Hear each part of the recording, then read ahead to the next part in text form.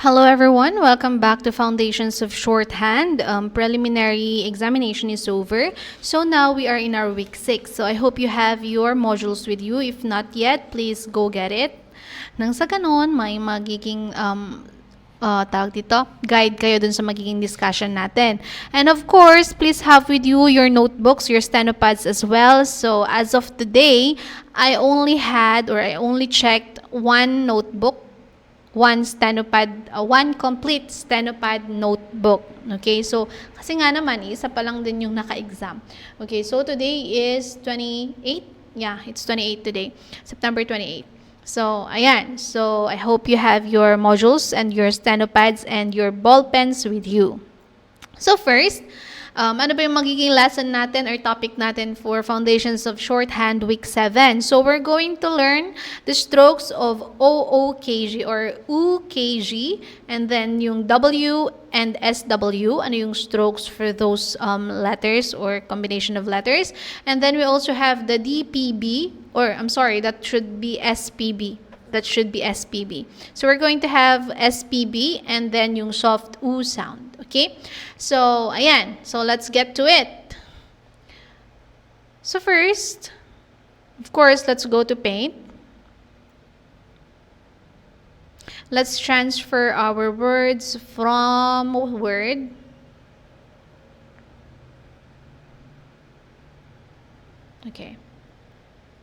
to Paint.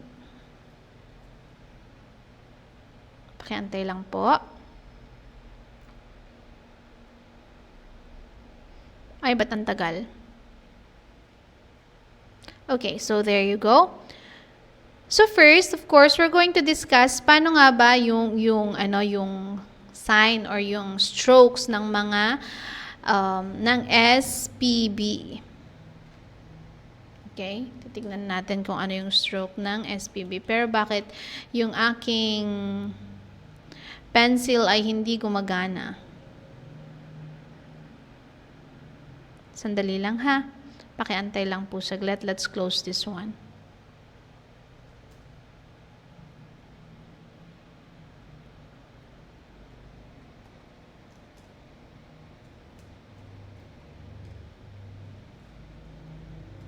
Okay. So then let's go to Paint. Ayan, I hope it's working now. Ayan, okay. So next, discuss muna natin kung paano i-stroke yung OOKG. So we have OOKG, OO, and then we have K, and then we have G. So nandiyan naman sa inyong mga module yung stroke, pero syempre, papakita ko pa din.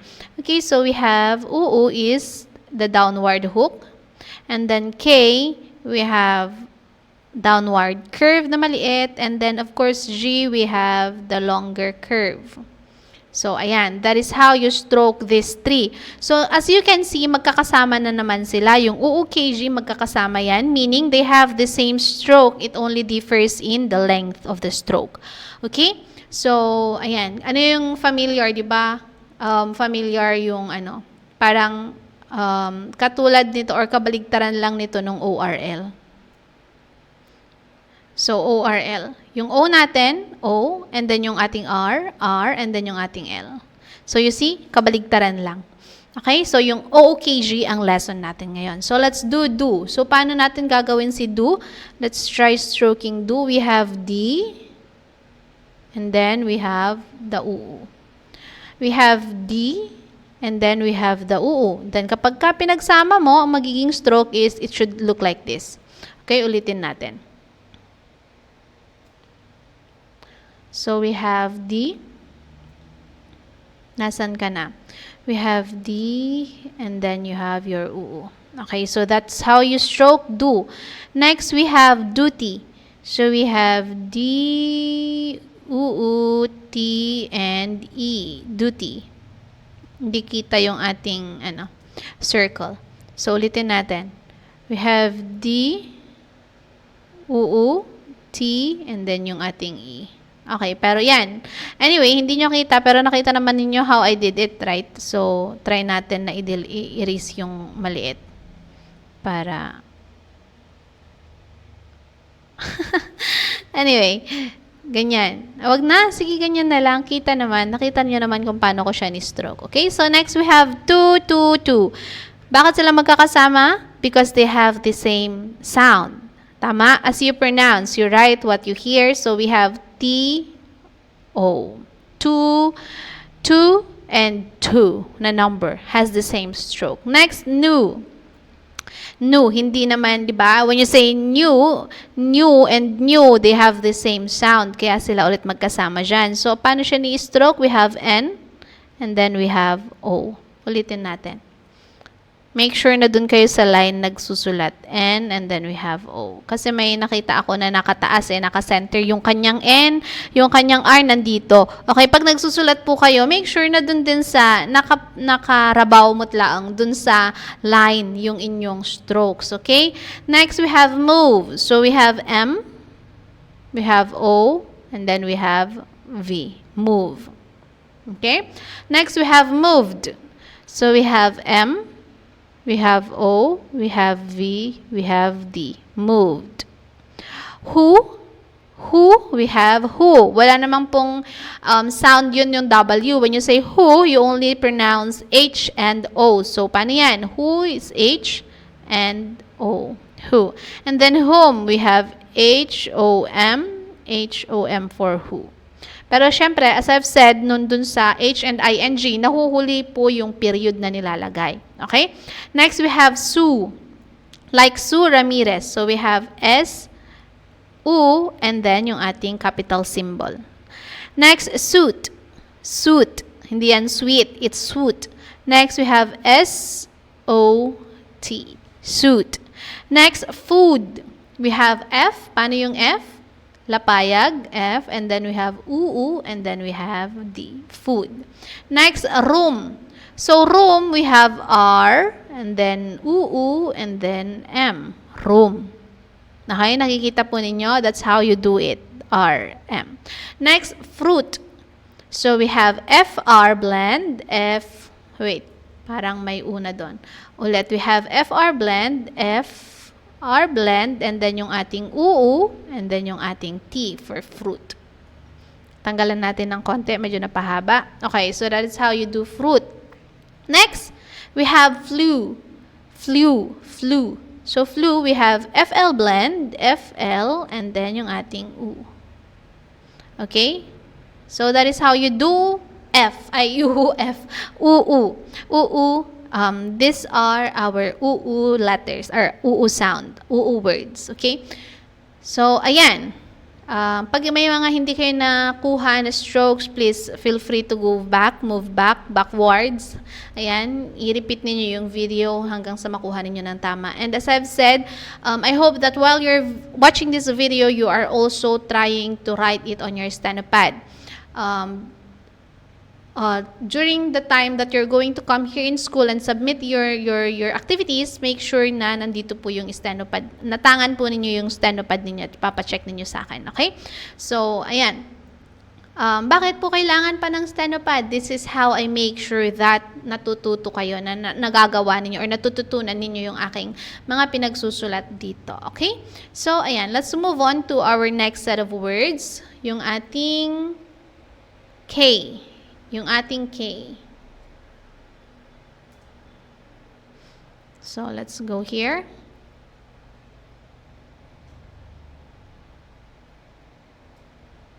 Okay, so, ayan, came. Same, yung ating OOKG. OOKG.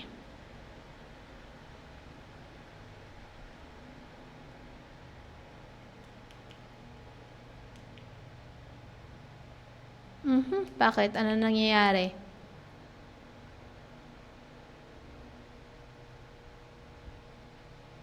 So, we have OO, and then we have K, and then we have G. So, UU, K, G. Ala, nababaliw na naman yung ating pen. Okay, so came. We have K, and then we have A, and then we have M. Came. Next, make. We have M, we have A, and then we have K. Make. Okay, next we have making. We have M, we have A, we have K, and then we have ing, making. Cake. So we have K, A, K, cake. Next, take. We have T, and then A, and then K, take. Okay, so take note kung nasaan yung ating mga circles, okay? Tignan ninyo kung nasaan yung ating mga circles. Kung curved line, like this C, ang susunod, yung ating circle dapat nasa baba. Okay, nasa baba. Next, we have like. We have L, I, and then K, like. Next, we have liked. Liked. Okay, write what you hear. Liked. Is it D or T yung narinig mo sa end? Okay, so it's T. Now, let's write L, I, K, T. Liked. Next, car and care. Okay, so in steno, we have the same stroke for the sounds A and for the sounds A. Okay, so kaya ma'am, bakit car, care naman? Oh, ayan, so nasagot na po, may parehas na stroke for A and A sounds, which is your big circle. Okay, so nasa inyo na yon na mag-analyze kung car ba or care yung kinakailangan nung sentence. Okay, so we have K, and then we have A, and then we have R. So you see, dapat yung K and R mo almost the same ng size. Next, we have crate. So we have K, R, A, and T. Crate. Next, clearing. We have K, L, E, R, and then ing. Clearing. Clean. We have CL or KL and then E and then N. Clean. Crate. O, naulit na yung crate. So, agawin ulit natin yung crate. K-R-A-T. Crate. Okay? So, we are done with our K sound. Now, let's move on to our next set of words, which is your, I think it's G sounds. G naman tayo ngayon. Okay? So, ayan.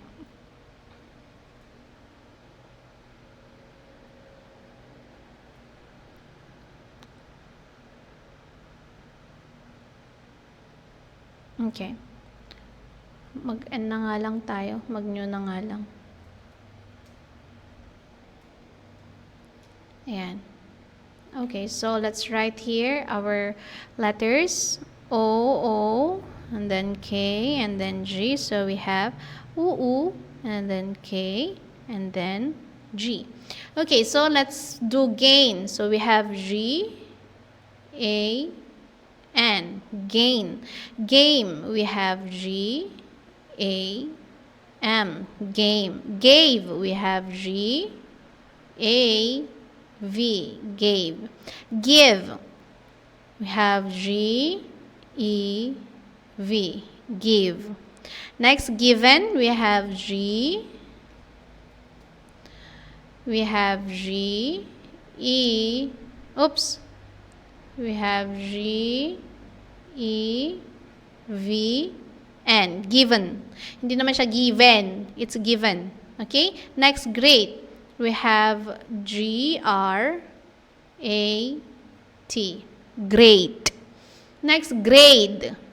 Grade. We have G, R, A, D. Grade. Green. We have G-R-E-N. Green. Next, grain. We have G-R-A-N. Grain. Okay? So, nakikita ninyo yung ating G and yung ating R. Kasi 'di ba, yung R, ang equivalent ni R is yung ating letter K. And then of course, yung letter G, ang equivalent naman niya na pabaliktad is yung ating letter L. So you always have to make sure na at least may konting difference between your G and your R, or your G and your K, and then of course your R and your letter L. So ayan. So at least kailangan ma-identify mo kung ano yung mas mahaba. Okay? So, hindi naman kailangang i-measure mo na every time na nagsusulat ka, i-measure mo na this is letter G. Dapat magkakapareha sila ng length. No.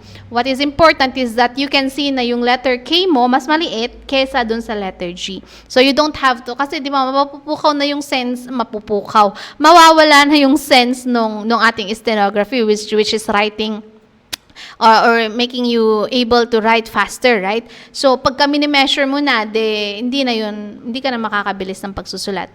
Okay? So, ayan, you only have to make sure that kita yung difference between your letter K and your letter G. Next, we have go. So, go, we have G and O. Go. Next, goal. So, we have G, O, L. You see? Yung ating G and L, at least magkalapit lang ng size or ng length. Gain, we have G-A-N. Gain. Next, we have eager. So, we have E-G-R. Eager. Check ko. Baka mamaya mali. Okay, so tama. So, we have E, G, and R.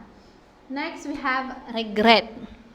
Regret, we have R, E, G, R, E, T.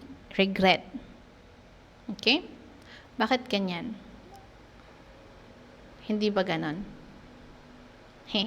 Okay, so yan naman yung pinakita sa book. Okay, next we have glow. Glow, we have G, L, O. Glow. Now, gleam. We have G-L-E-M. Gleam. Next, legal. So, legal, legal, legal. So, we have L, and then G, and then L. Legal. Kasi nga, di ba, li, and then girl, girl, girl, G-L. So, wala tayong A. Omitted yung ating letter A. Okay? Legal. Next, eager. Natapos na natin yung eager sa taas na ulit lang. So, we have E-G-R for eager. Okay, so we are done with our first set, which is your OOKG. Now, let's move on to our next topic. Ayan, mabilis po ba masyado? Anyway, as I've said, pwede naman ninyong i-repeat, right? Pwede ninyong i-backward. Ulitan yung mga strokes na hindi ninyo nakuha. Pero, ayan, nandito na yung video. Nasa inyo rin naman yung inyong module. All you need to do is to copy it. Pero ayan, mas maganda rin kasi kapag sometimes try to analyze kung ano yung ginagamit, yung kinokopya ninyo. For example, let's try this grain. Let's do the analysis of grain. So we have G, and then we have R, and then we have A, and then we have N. So ngayon, pagdugtungin mo yan, you have G, and then you have R, and then you have A, and then you have N. Okay? So you also need to have or try practicing your analysis or try nahasain yung inyong analysis when it comes to strokes. Okay? So, ayan. Now, let's move on to our next. As I've said, we have the sound of W, SW, and WH. W, SW, and WH.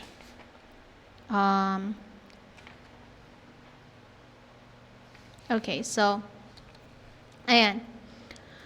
So, paano na naman gagawin yung ating, ano naman yung stroke ng W, SW, and WH? Okay, so ito yung ating mga words.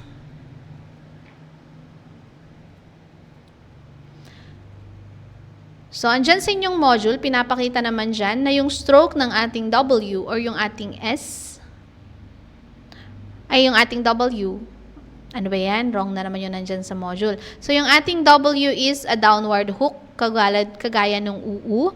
Okay? Pero makikita ninyo yung difference. And next, we have yung ating SW, which is represented by your S and, of course, your W. And then we have WH, which is represented by your W ulit. Okay? Ganyan. So, di ba, meron kasi tayong UU na downward hook din. So, makikita ninyo yung difference dito. Okay? And, of course, as I've said, common sense, may mga words na pwedeng the same. May mga strokes sometimes na parang the same yung paggagamit ng W, SW, and WH comparing dun sa ating UU. Pero basahin naman ninyo kung tama ba or does it make sense? Does the word make sense kapag yung gagamitin mo is UU or kung yung gagamitin mo is yung W. Okay, so we have we. We start with we have W, and of course, we have E. So, that is how you write. Nakita ninyo, nasa taas siya, tapos yung susunod na letter niya nasa baba. That is how you do, or that is how you distinguish W from UU. Okay? And of course, most of the time, W, SW, and WH are found at the beginning of a word. So, ito yung mga first strokes na ginagamit sa words kasi nga, sa unahan sila nakikita, usually. Okay? So, next we have way. We have W and we have A. Laki masyado. Sorry. So, we have W. Ano ba yan? Ayaw na naman. Okay. So, we have W. So, we have W and then we have letter A. Yan. Way. Next, week. We have W, E, and K. Week. Weeks. We have W, E, K, and S. Weeks. We. Naulit yung ating we. So, we have we. Ayan. Next, we have wait. Pero wait. I-erase ko muna it is. Okay. Next, we have wait. We have W. And then we have A. And then we have T. Wait. Next, waste. Waste. We have W, A, S, T, waste. Next, we have sweet. We have S, W, E, T, sweet. Swell. We have S, W, E, L, swell. Okay, next, we have, wait ulit. Naulit na naman yan. Next, Y. Y. We have W, and then I. Y. While. We have W, I, L. While. Next, white. We have W, I, T. White. Okay, so now we are done with W, SW, and WH. Diba? Ang dali lang. Ang dali lang. It only takes a while for you to learn new strokes. All you need to do is, of course, to have an interest in it and try and practice and do and write. Tama? Next, we have our next lesson or our next set of strokes, which is your left S, P, and B. Kasi diba, napag-aralan na natin yung ating right S, yung F, and V. So, S, F, V, natapos na natin yon. So, now, dun sa prelim lessons natin, let's move on to our SPB, which is a curve na nasa left. Okay, so makikita ninyo dyan sa module ninyo. Nandyan naman yung strokes niya. So, okay. Please, I hope you are writing. You're writing this also in your notebooks, in your steno pads. Okay, next we have Sims. So, paano yung ano kanina? Sabi ko SPB. So, we have the left S, and then we have the P, and then we have the B. So, this is your left S. Kuwit na nasa left, baliktad. And then we have your P, and then we have your B. Okay, so first, we have the word Sims. So, si Sims, we have the right S, and then the E. Ala, wala na naman. Nababaliw na naman yung ating pen. So, okay, we have the S, E, M, and then we have your right S. We have your right S for the beginning S, and then we have your E, and then we have M, and then we have your left S. Okay, next names. N, A, M, S. Names. Needs. We have N, E, D, S. Leads. We have L, E, D, S. Leads. Rights. We have R, we have I, then we have T, and then we have S, rights. Nice, we have N, then we have I, and then I, S, nice. Parang masyado yatang mahaba yung ating N. Ayan. Next, we have days. So, we have D, we have D, and then we have A, and then we have S, days. Next, list and least have the same sound, therefore they have the same stroke. So we have L, we have E, and then we have S, and then we have T, list. Raised, raised, so we have R, we have A, and then S, and then T, raised. Hindi naman siya raised, it's raised, T. Next, we have sales. So sales, we have your left S, and then your A, and then your L, and then your right left S ulit, sales. Next, readers. So we have R, we have E, D, R, S, readers. Next, we have increased. In, na-tackle na natin yung in na beginning. So in, IN is only represented by your N stroke, okay, sa beginning yan. So increase, K, R, E, S, increase. Next, most. Most, so we have M, we have O, and then S and T, most. Next, we have desk. So we have D, we have E, S, and then K, desk. Leasing, so we have L, ES, and then ING. Okay, so that is how you used or you stroke your ating left S. Now let's move on to our next word, which set of words which are the words for the P sound. Okay, P naman ngayon.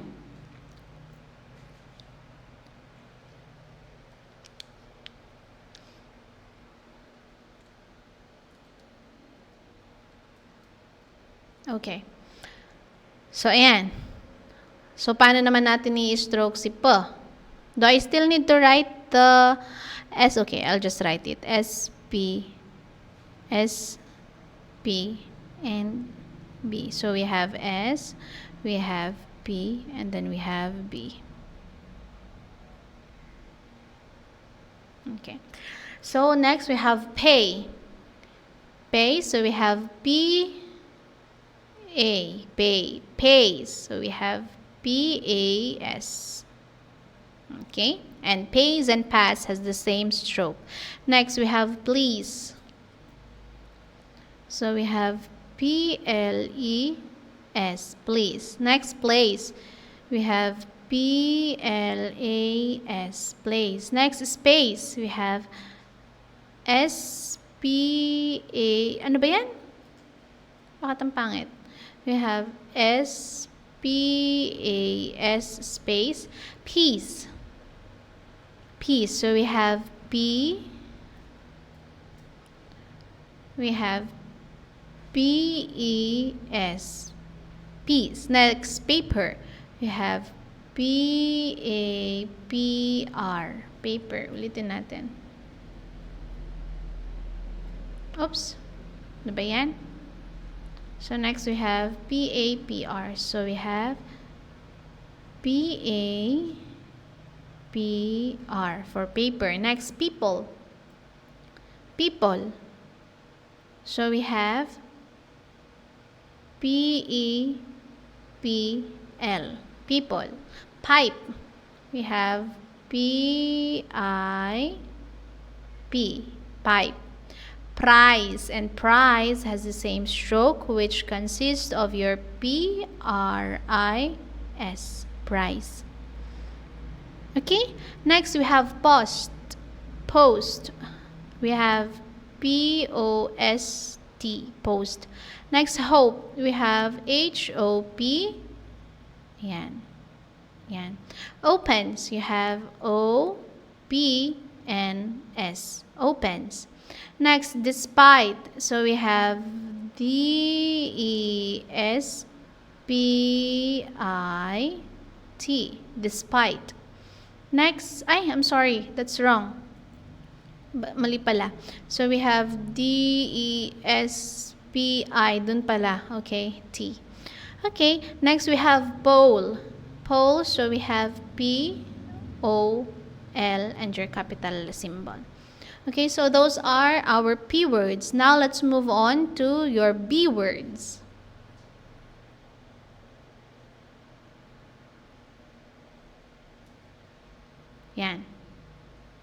Okay, so for our B word, first we have base. We have B-A-S. S. Okay, next we have based. So based, I let you write what you hear. So based, it's letter T. So we have B-A-S-T,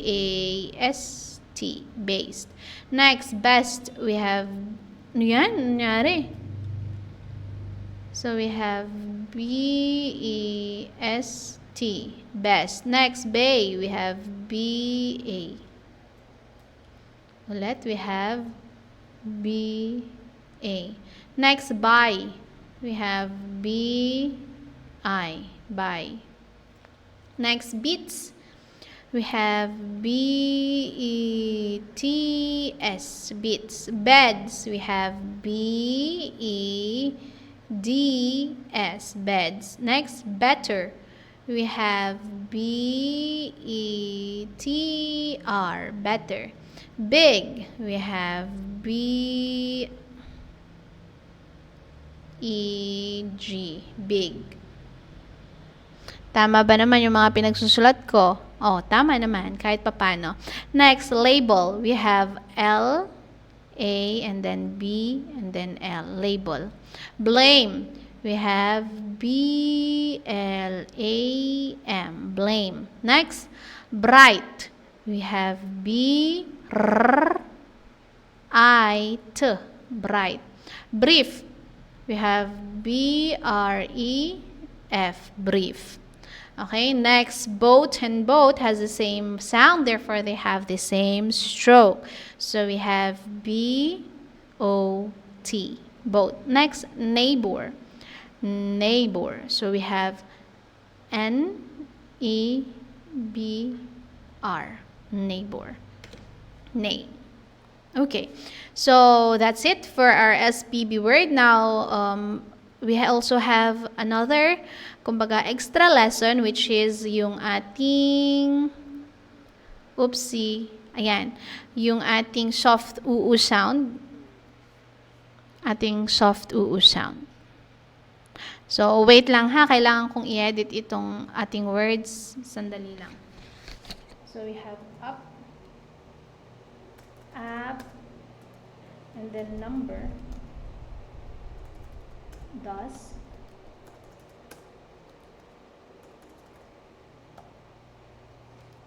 and then enough, and ano yung isa? Must. Okay.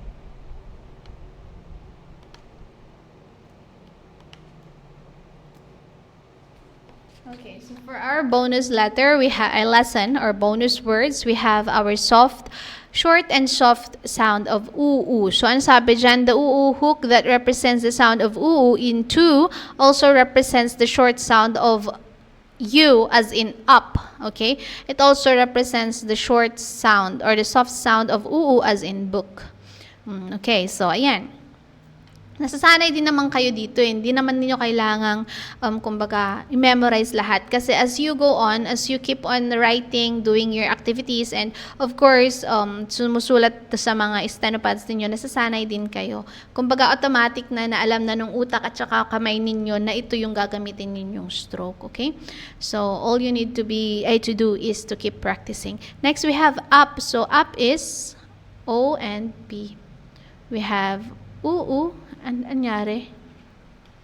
Oops, it's no longer working again.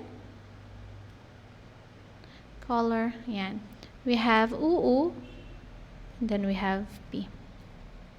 Nababaliw na naman yung ating pen. We have uu, and then we have P. Next, number. We have NM, N-O-O-M, and then B-R, number. DOS, so we have D. We have D, D-U-U, and then S, DOS. Next, we have enough, E-N-O-F, enough. Next, must, we have M-O-S-T, must. Next, books, we have B-U-U-K-S, That's for books. Ulitin natin. We have B, U, K for book. And then we have books. We have B, U, K, S. Okay? Next, we have cook. We have K, U, K. Cook. Now we have cookbook. So, it's written or stroked as K, U, K, B, U, K. Next, we have foot. So, we have F-U-U-T, foot. Put, we have P-U-U-T. Pool, we have P-U-L. Took, we have T-U-U, and then K, took. Us, choink, ganun yung as. U, and then diretsong S. Okay? So, ayan, I think that's it.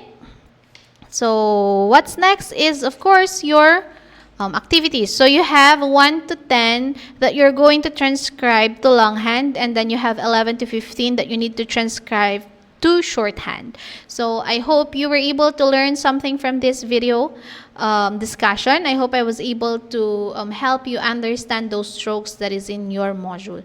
So, I hope to see you in our next video. That's it. Thank you for listening and watching. And of course, thank you for writing with me if you did. So that's it, everyone. Good day and God bless.